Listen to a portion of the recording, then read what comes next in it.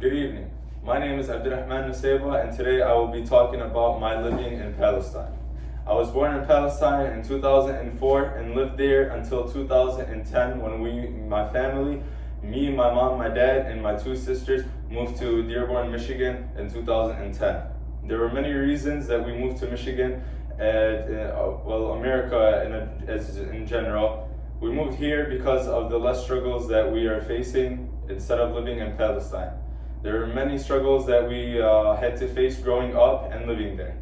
The main struggle was against the IDF government, and they accused and abused the Palestinians of taking over their land.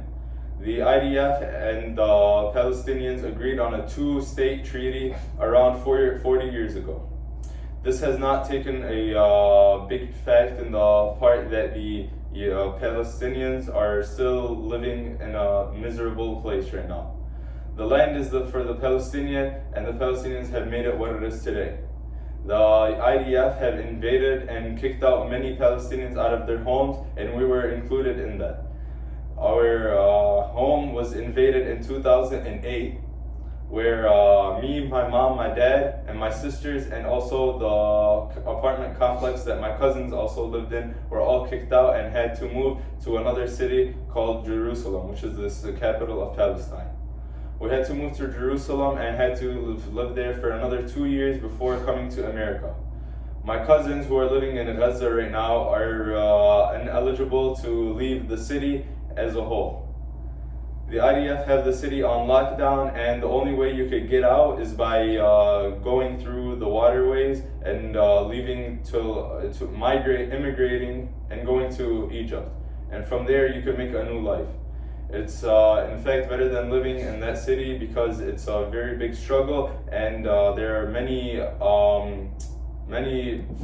problems that they have to face, like electricity, which they only get 2 hours of electricity a day, and they don't get clean water. They have to go down to the street where there are water tanks for the community.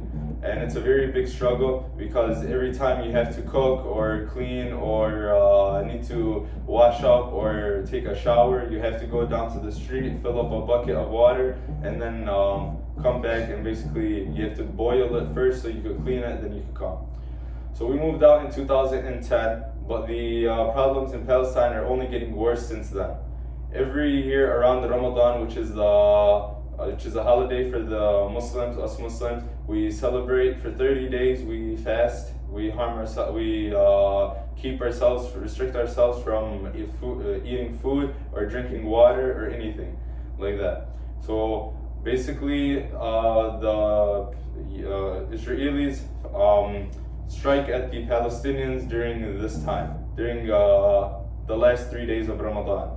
And this is something that happens every single year, and it's a very big problem because many Palestinians would get killed, even though they're just trying to make a living and trying to live in a place where their ancestors were born, and it's our land in Palestine.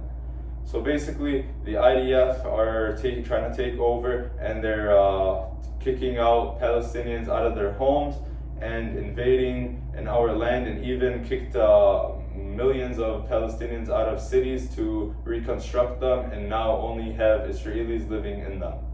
So anyone that is living in Palestine right now is facing many struggles, and it's not a good thing at all, especially because the Palestinian government is forced to side with the Israelis because of the power that they have. Also, the Israelis have many ties with America, which is a leading power in the world right now, and they supply them with money, materials,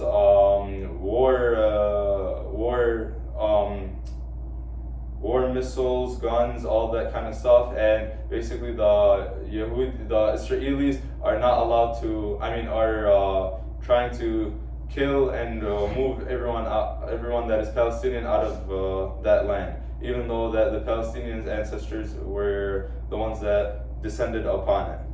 And this is basically all that I have to say for this speech today. Thank you, and I thank my audience for listening to me, and